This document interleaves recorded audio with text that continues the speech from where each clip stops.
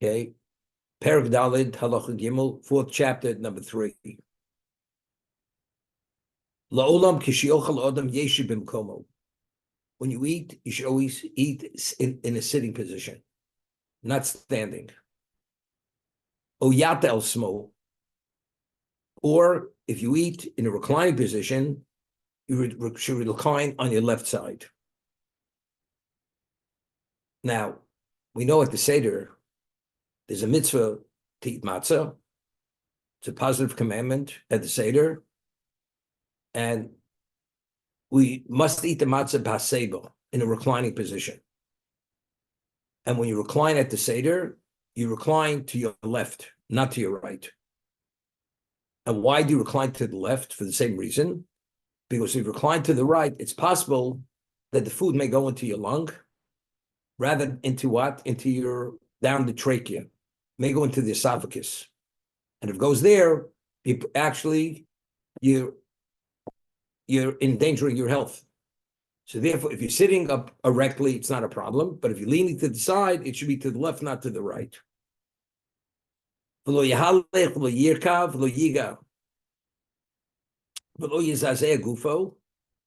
says a person should not walk, should not ride. This is something which disrupts the tranquility or the equilibrium in the body. Lo yiga, or do anything which is burdensome. Lo yizazeh gufo. You should not cause your body to convulse, do something which is because of the difficulty you shake. Lo yitayo. You should not even leisurely walk. Until the food digests in the system. The digestive process has to start.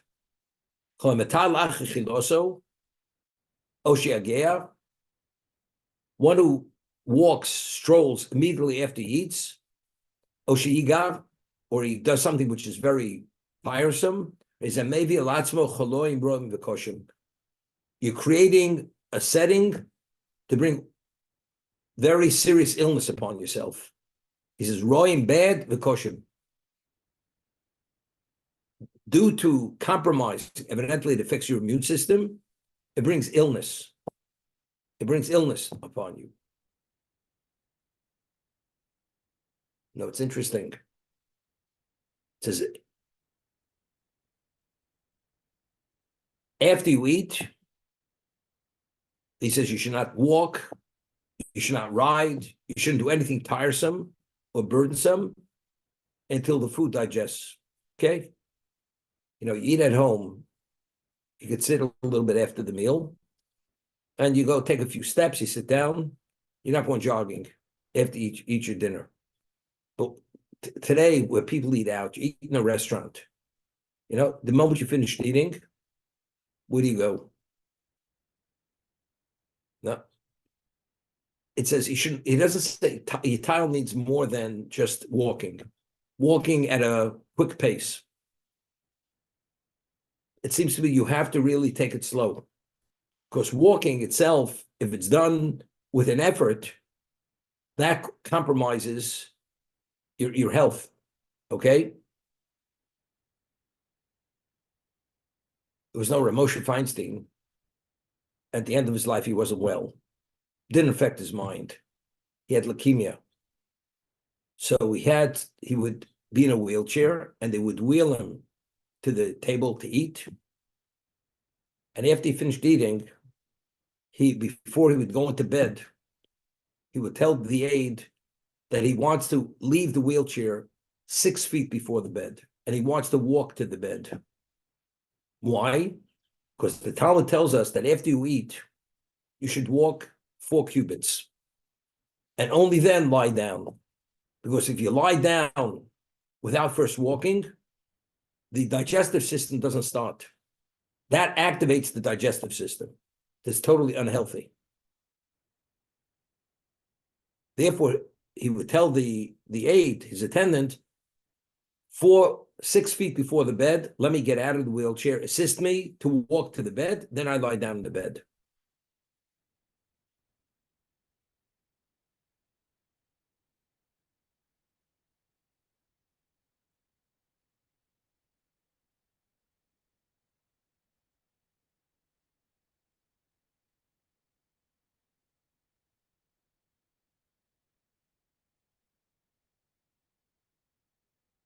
Hayom v'alaylo chovdal shows.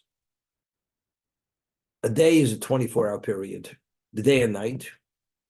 Dailo li'od lishon shlishon shushmona shows. We're talking about a person's healthy. It's sufficient to sleep 8 hours, a third of the day. He doesn't say you must. He says it's sufficient. Person says, I enjoy sleeping. You want to sleep 12 hours. That's called a waste.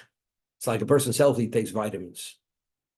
And he doesn't need, what is it? The vitamins go in the system, they go out of the system. It's just a waste. It doesn't contribute anything. 8 hours is sufficient. He's saying it's sufficient. He doesn't say it's a necessity. Some people get along less than 8 hours sleep. But of a 24-hour period, a third is enough. The year besof halaylo, and the 8 hours should be the end of the night. Right? We're speaking about the way you divide the hours of the day and night. It's called timely hours. Let's say you have 16 hours of night, of darkness. You divide those 16 hours by 12, so an hour is more than 60 minutes. They're not fixed hours. Okay? So it's a third of what? Of that period. Yubesof halaylo kedeshiyat b'tchila shinosu achtala Hashem shmona shows. So from the time you go to sleep until you wake up, it's 8 hours. V'nimtza omed nitoso kodem shetala shemesh. So you rise from bed right before sunrise. What is sunrise? Sunrise is when the day begins. As we mentioned, a man has a body clock, like a woman has a certain biological clock. The sun itself impacts and affects that body clock. You've slept sufficiently, you get up right before sunrise. Now the day begins, but it's sunrise because now you're ready to do activity. Now the moment of activity starts. When you should be active, you're not supposed to be dormant. Nighttime is for sleeping. That's the time you're supposed to sleep. But he says, Dailo l'odam. It's sufficient to sleep 8 hours. You don't need more than 8 hours.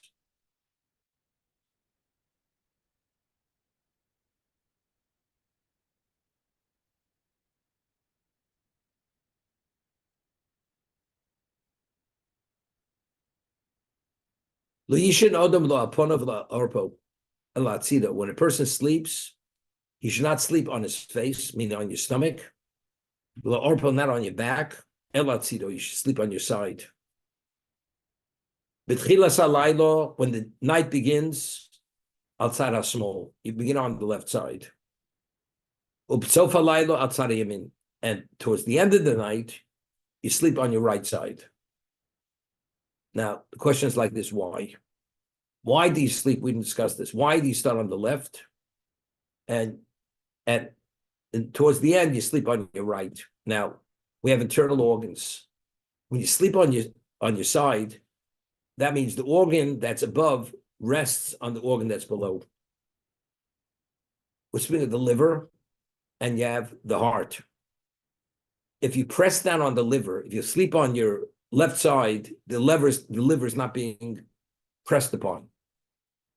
The liver is an organ which is a very vital organ, and it should not overheat. So if you have pressure on the liver, it's something which it brings about something not healthy. So therefore, you start off on your left, especially when you're going to sleep. The body has to go out, has to be relieved. That's the sleep. Sleep is rehabilitative. It rehabilitates you. So therefore, you start off on your left. Towards the end of the night, we're ready. You're pretty much restored. Your energy is restored. Then it's okay, because the organs now are fully functional now.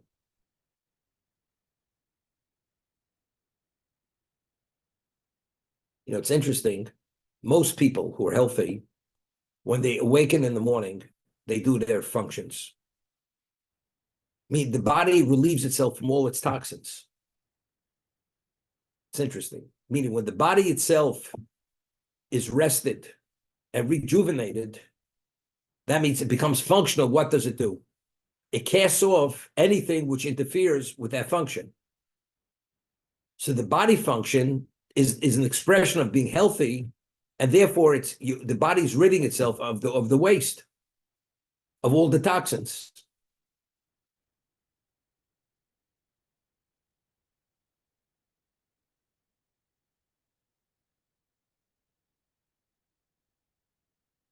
You should not go to sleep soon after you eat. And liyabdin achar achilo, kamo shlish or arba shos, shalosh.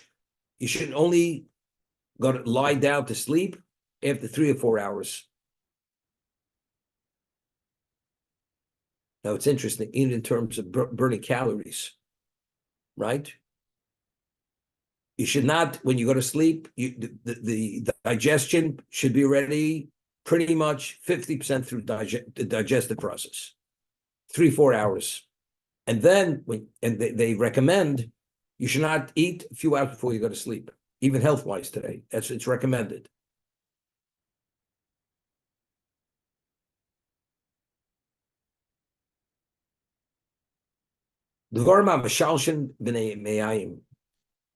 Food items which cause the bowel to be loose. It's important to have a looser bowel. Constipation, as we'll see, the body doesn't relieve itself of the waste, which is toxic, actually has a negative effect on the body. So it's always better, the movement should be looser, so the body's able to rid itself of it. Dvarim of Shalshem Espenei Me'ayim Kugon Anovim. Grapes. Te'enim, figs, tusim, berries, agasim, quince, which has like a certain sourness to it. It's like acidic. Aftichim, melon. Uminik shuim, types of gourds. Uminim lafafonios, pickles. Ochos odam betchilo korem achilo. These are the food items you eat before you start eating, because this actually activates the system, so the body should be able to process the food. And this you should not eat with the main part of the meal. This is what we call the appetizer. This is the introductory food that you start eating initially. You wait a little bit. You eat these fruits, these different species, and you wait till it's partially digested. It's no longer in the upper part of your stomach. It's already gone down. Then you eat the food. Then you eat the mozo, the grain, and whatever else you eat, the meat, whatever, or the fish, whatever you're going to eat, which is the sustenance. Things which actually solidify what's in your intestines, which is more on the constipating side. Go limonim uprishim v'tapuchim. Pomegranates, prishim. I'm not sure. Tapuchim, apples. Tumulin. Ochel osan tekel zono. Eat them immediately after you eat the main course. But you shouldn't eat too much of it. Because when you start, you're eating things which loosen the bowel, the various food items. And he says, those are the things you should eat at the beginning. So now you want the body to digest at a normal pace. If the food just passes through, you don't have the benefit of the food.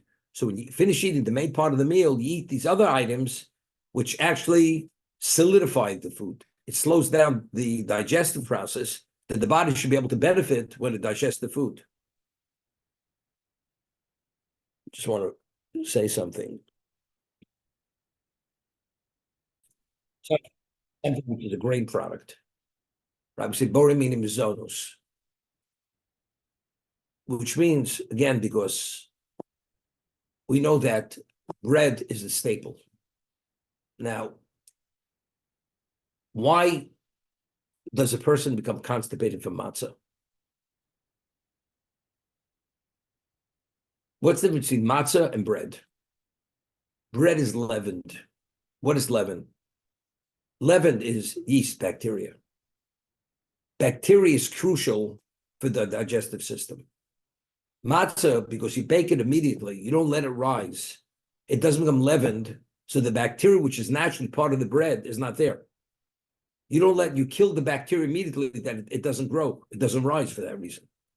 So if that's the case, when you eat matzah, what does matzah do to the person? Because the bacteria in the bread helps in the digestive system. That breaks it down. But matzah that doesn't have that bacteria, you get stuck with it. And that's the reason why a person gets constipated from matzah, for that reason.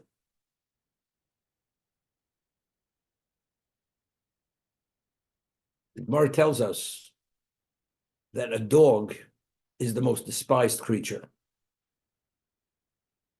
Why is that? Although we say a dog is man's best friend, right?